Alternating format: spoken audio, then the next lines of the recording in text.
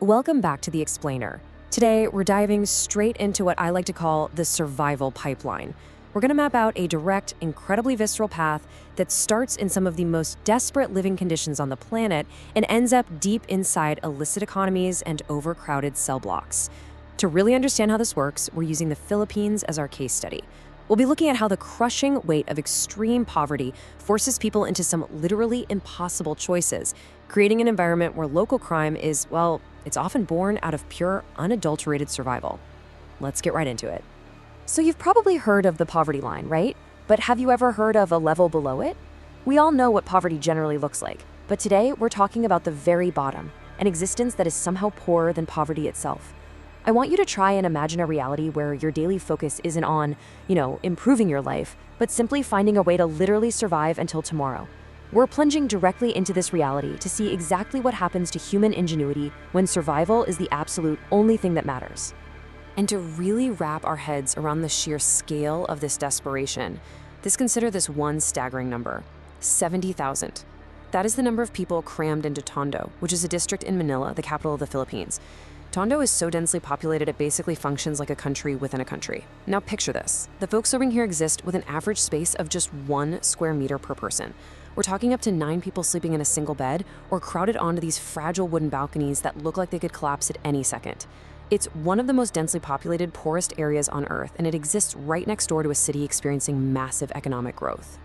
Okay, let's dive into this reality a bit more. In Tondo, thousands of people rely on something called Pagpag as their main source of meals. If you haven't heard of it, Pagpag literally means food scraps. We are talking about literal leftover food scavenged directly from the garbage bins of fast food restaurants. For thousands of individuals, the rubbish bin is quite literally their primary grocery store. But, this isn't just random scavenging. Actually, scratch that. It's more like a highly structured survival economy. It starts every night outside restaurant doors where collectors gather meat left over by customers at places like KFC and McDonald's. They collect these scraps from the trash and resell them to food stalls in Tondo. Then the stall owners sort the meat out, wash it 2 or 3 times, and literally refry it. The final step? Selling this recycled food back to the community. An entire family can eat this meal for about 30 pesos. To put that into perspective, that's less than a single US dollar. This isn't a dystopian movie. This is an everyday reality born from pure desperation. So how does it even get to this point? Well, there's no single reason. It's this massive compounding web of factors. People migrate to Manila looking for a better life, only to hit an absolute brick wall. They face a sky-high cost of living, a lack of education, and severely limited formal employment. And because of this, an entire economy has been built around waste. Tens of thousands of people actually live inside giant landfills near the port. They spend their entire days sorting through plastic, cardboard, and metal just to scrape together a meager living. And this compounding poverty, it leads to some pretty unbelievable housing crises. Right there in the capital city at the Manila North Cemetery, thousands of people are literally living among the dead. Families are sleeping inside tombs, they're building makeshift homes directly on top of graves. You even have kids playing football right over tombstones. They survive by cleaning the very graves they sleep next to.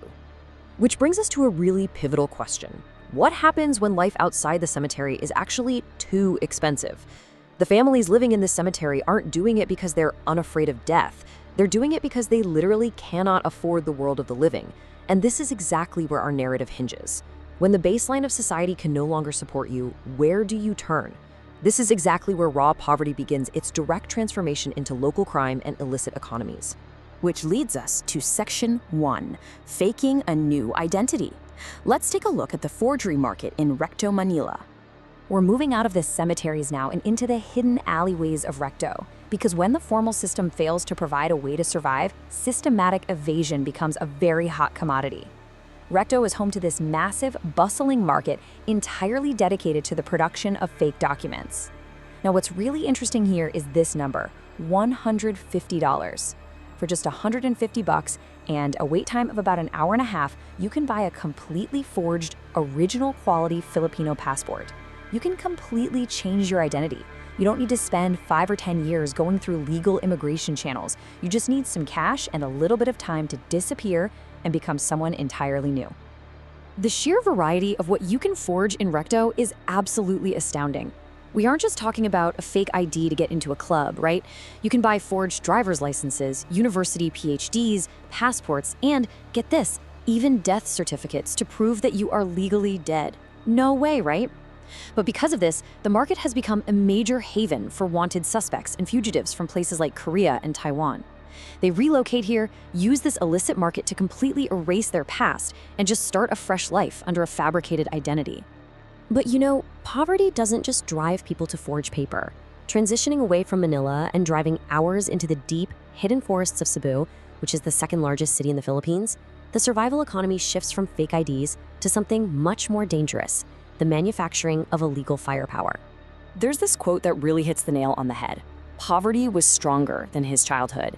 Deep in these forests, we find a 75-year-old gunsmith who still makes firearms entirely by hand. But here's the thing, he didn't start doing this because he just loved weapons. He learned the trade from his father and brother when he was only 12 or 13 years old because he didn't want to work in construction. Pure economic necessity forced a child to become an illegal weapons manufacturer. And this brilliantly illustrates a really stark contrast in the illicit pipeline. On one side, you have the elderly gunsmith. It takes him 10 painstaking days to build a single gun. If he gets caught, he faces jail time and a crushing 40,000 pesos in bail. On the flip side, you have the businessmen. These are wealthy individuals who live very comfortably by exploiting the gunsmith's cheap labor. They buy the guns for a super low price, repackage them, and sell them for a massive profit. The guns are still completely illegal, but these businessmen have the connections to ensure they almost never get caught. Basically, the poor take all the risk and the rich take all the reward. So where does all this lead? That brings us to Section 2, the inevitable conclusion. Let's look inside the prison pipeline. So, we've traced the path, right? From eating recycled garbage in Tondo to forging entirely new identities in Recto, all the way to crafting illegal weapons in the forests of Cebu. After navigating extreme poverty and local crime, the final destination in this survival pipeline is often the prison system. And in the Philippines, this means ending up in some of the most overcrowded, harshest prisons on earth. Inside these gang and women's prisons, the facilities are pushed way beyond capacity. And the individuals filling these cells, they aren't just there for petty theft. They're facing severe charges, everything from human trafficking to drugs to assault. This represents the grim reality of where this pipeline ultimately leads when desperation boils over into serious criminality. As we wrap up this explainer, I want to leave you with a powerful thought to chew on. If the choice is literally between starvation and a prison cell, is poverty the ultimate architect of crime? We've journeyed from families eating Pagpag just to survive, to elderly men building weapons out of sheer desperation, straight into overcrowded prison cells. It really forces us to question our own baselines for survival, doesn't it? It makes you realize just how much of what we casually call crime is actually a desperate last-ditch attempt to stay alive. I really hope this explainer sparked some curiosity for you and provided a structured lens to view these incredibly complex realities. Keep learning, keep exploring, and most importantly, keep asking the hard questions. See you next time.